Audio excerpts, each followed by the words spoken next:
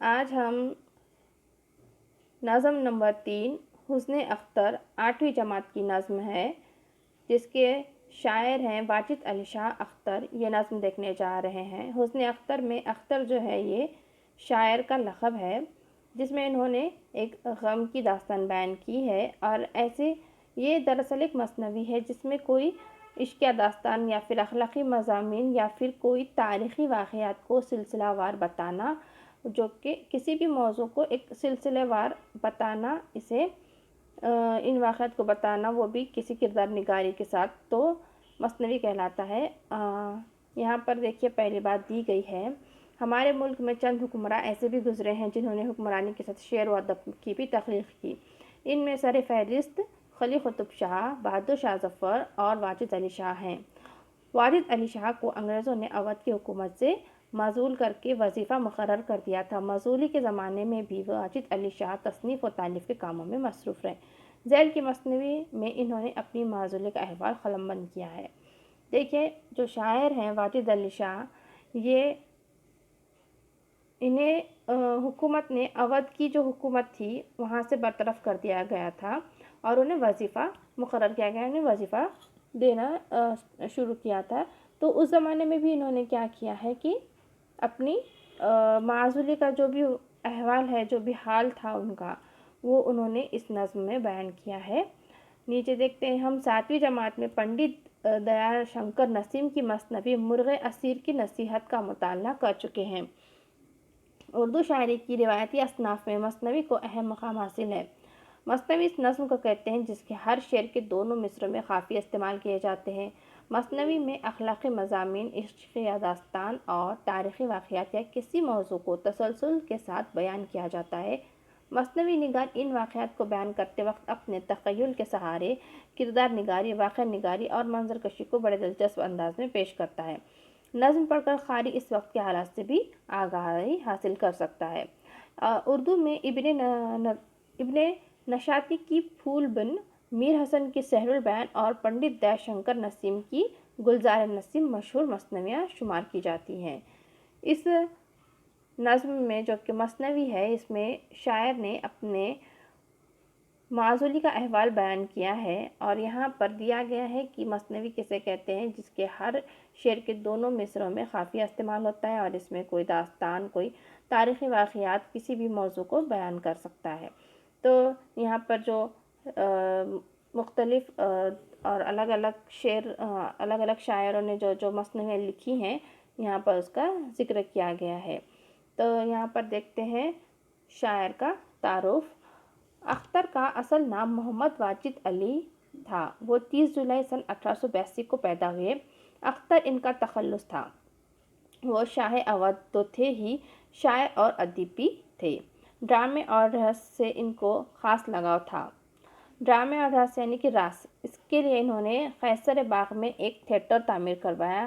وہاں ان کی مثنویاں اسٹیج پر کھیلی جاتی تھی. سن 1856 میں واجد علی شاہ اختر لکھنؤ چھوڑ کر مٹیا برج کلکتہ چلے گئے. پھر انگریزوں نے انہیں لکھنؤ آنے کی اجازت نہیں دی.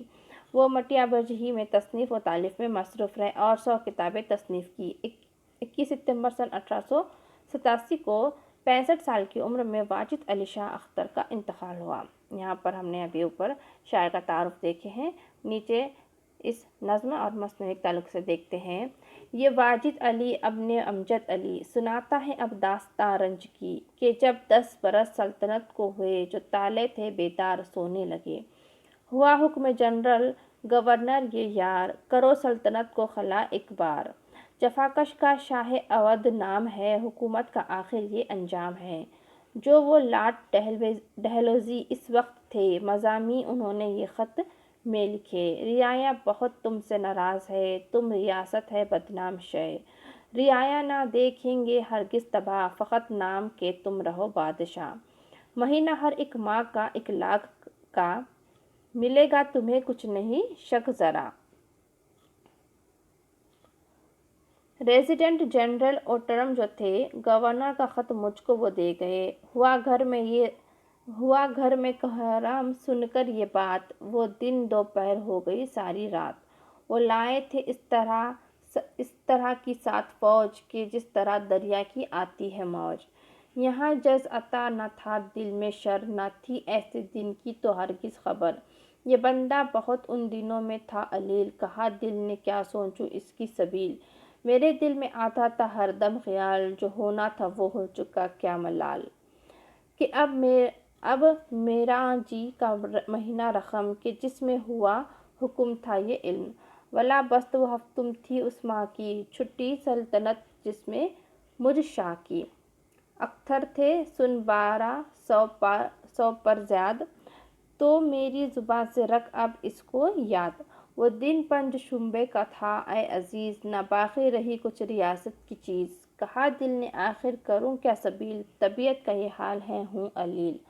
سبوں کی بس آخری ٹھہری صلاح، کرو چل کے فریاد ہیں یہ فلاح۔ بلا کر عزیزوں کو میں نے کہا کہ رخصت میں ہوتا ہوں حافظ خدا۔ رعایا سے اور تھے جو میرے عزیز، ہر ایک سے کہا میں نے اے باتمیز۔ رہے جب تلک میرے سائے میں سب، کرم سے کیا پرورش روز و شب۔ جو کچھ رنج پہنچا ہو ظاہر کرو، دل خستہ شے کو ماہر کرو۔ سبوں نے دیے راضی نامے مجھے، کہ آخر کے تھے سب کے یہ حوصلے۔ اس پوری مثنوی میں شاعر نے جو کہ اپنے معزولی کا رنج، معزولی کا غم اس میں بیان کیا ہے، اس میں بتایا ہے کہ انہیں جب حکومت نے برطرف کر دیا تب ان کے اوپر کیا بیتی، ان کا حال کیا تھا، ان سبھی چیزوں کو یہاں بیان کیا ہے۔ دیکھتے ہیں اس خلاصے میں۔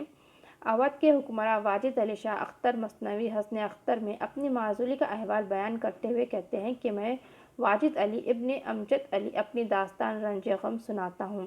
جو پہلے شعر کا مطلب ہے، اس میں شاعر نے اپنا پورا نام بتایا ہے اور کہا ہے کہ میں اپنی داستان سنا رہا ہوں جو رنج و غم کی داستان ہے، کہ مجھے اودھ کی سلطنت پر حکومت کرتے ہوئے 10 برس گزر گئے۔ واجد علی شاہ اودھ کی حکومت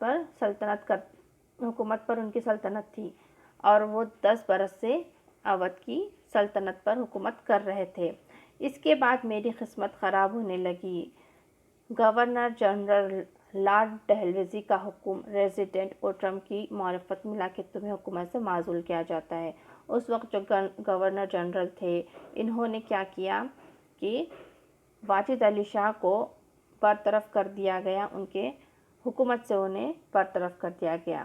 وجہ اس کی یہ بتائی کہ عوام تم سے ناراض ہے۔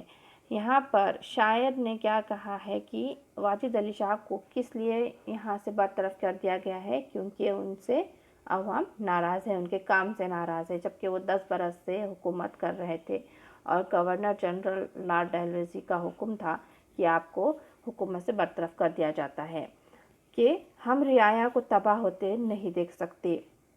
یہاں پر انہوں نے بتایا کہ آپ سے جو رعایا ہے یعنی عوام، جو اس وہاں پر اودھ کی جو عوام ہے وہ آپ کے کام سے خوش نہیں ہے، وہ آپ سے ناراض ہے اور ہم رعایا کو تباہ میں نہیں دیکھ سکتے، یعنی انہیں برباد ہوتے ہوئے ہم نہیں دیکھ سکتے، اسی لیے ہم آپ کو اس حکومت سے برطرف کر رہے ہیں۔ تمہیں ماہانہ 1 لاکھ روپیہ وظیفہ ملے گا، اور یہاں ساتھ ہی انہوں نے بتایا کہ آپ کو جو ہے کہ ہم مہینے کو 1 لاکھ روپے کا وظیفہ آپ کو دے دیں گے۔ یہ بات سن کر محل میں کوہرام مچ گیا۔ رنج کی وجہ سے دوپہر رات سے محسوس ہو رہی تھی۔ جب یہ بات سب کو پتہ چلی کہ واجد علی شاہ جو کہ حکومت جہاں اودھ کی سلطنت پر وہ حکومت کر رہے تھے، انہیں گورنر جنرل نے نکال دیا ہے، برطرف کر دیا ہے، تو یہ بات سن کر جو محل میں لوگ تھے کوہرام مچ گیا، افراتفری مچ گئی۔ رنج کی وجہ سے یعنی غم کی وجہ سے ایک ناخوشی والی خبر سن کر کے وہاں پر جو دوپہر کا وقت تھا وہ کیا ایسا محسوس ہونے لگا، ایک رات سی محسوس ہونے لگی۔ ریزیڈنٹ ایک بڑی فوج کے ساتھ آیا تھا، یہاں پر جو کہ ایک احوال بتا رہا ہے، جو کہ مثنوی کی خاصیت ہے کہ جب اس میں جو کچھ احوال بتاتے ہیں تو ہمیں اس وقت کا احساس ہوتا ہے کہ وہاں پر کیا ہو رہا ہوگا، یا یہاں پر سب ایک طرف سے ہمیں اس کا ایک پوری تصویر ہمارے سامنے آ جاتی ہے، جیسا کہ یہاں اوپر دیا گیا ہے کہ مثنوی نگار ان واقعات کو بیان کرتے وقت اپنے تخیل کے سارے کردار نگاری، واقعہ نظاری اور منظر کشی کو بڑے دلچسپ انداز میں پیش کرتا ہے، تاکہ نظم پڑھ کر قاری اس وقت کے حالات سے بھی آگاہی حاصل کر سکتا ہے۔ جیسا کہ یہاں پر دیا گیا ہے کہ یہ جو ریزیڈنٹ ہے وہ کیسا آیا تھا؟ ایک بڑی فوج کے ساتھ آیا تھا۔ تو ہم تصور کر سکتے ہیں کہ ایک محل ہے، وہاں پر بڑی سی فوج ہے، جب وہاں واجد علی شاہ کو برطرف کر رہے ہیں تو وہاں پر کوہرام مچا ہے، لوگ یہ خبر سن کر یہ ہو گئے ہیں، آگے پیچھے دوڑ رہے ہوں گے، جو بھی ہے اس بڑی فوج کے ساتھ آیا ہوگا۔ تو یہ ہمیں اس وقت کا آگاہی حاصل ہو رہی ہے۔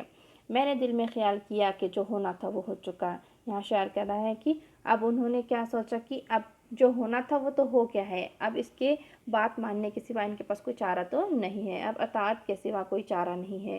یہ ربیع الاخر کی 27 تاریخ کا واقعہ ہے۔ یہاں پر شاعر نے بتایا ہے کہ یہ جب ہوا تو وقت کیا تھا؟ اس وقت تاریخ تھی ربیع الاخر کی 27 تاریخ۔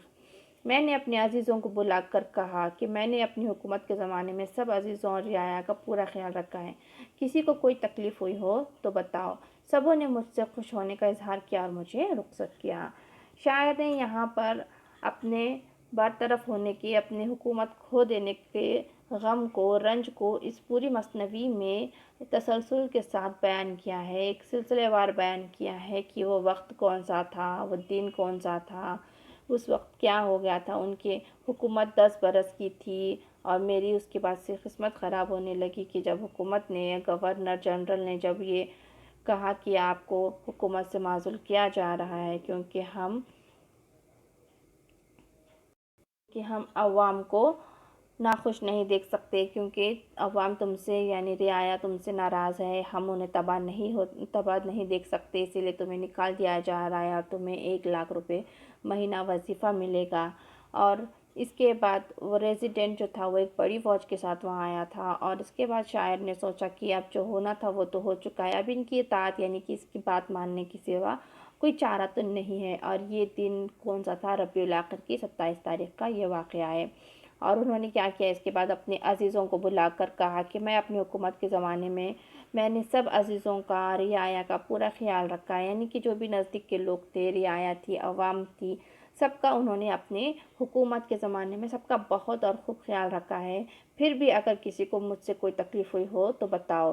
سبوں نے کیا کہا کہ سبوں نے مجھ سے خوش ہونے کا اظہار کیا، یعنی یہاں پر سب عوام نے کیا بتایا، یہاں کے عزیزوں نے ان سے کیا کہا کہ ہم تو آپ کے زمانے میں ہم آپ سے خوش تھے، اور اس کے بعد انہیں رخصت کیا گیا۔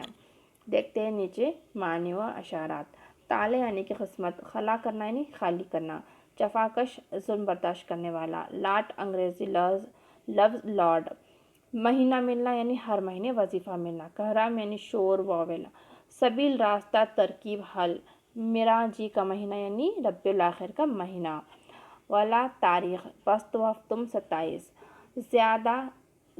زیاد اور یہ زیادہ، پنج شنبہ جمعرات، دل خستہ شے بادشاہ کا دکھی دل، ماہر کرنا مراد آگاہ کرنا، راضی نامہ یعنی رضامندی کا اظہار کرنا۔ تو ویورز آج ہم نے یہاں پر مثنوی جو کہ حسن اختریہ نظم نمبر 3 تھی دیکھ چکے ہیں۔ اب ہم اگلے ویڈیو میں اپنا اگلا سبق مکمل کریں گے۔ ویڈیو دیکھنے کے لیے آپ کا بہت بہت شکریہ۔ ہمارے چینل کو سبسکرائب کریں اور ویڈیو کو شیئر اور لائک کریں۔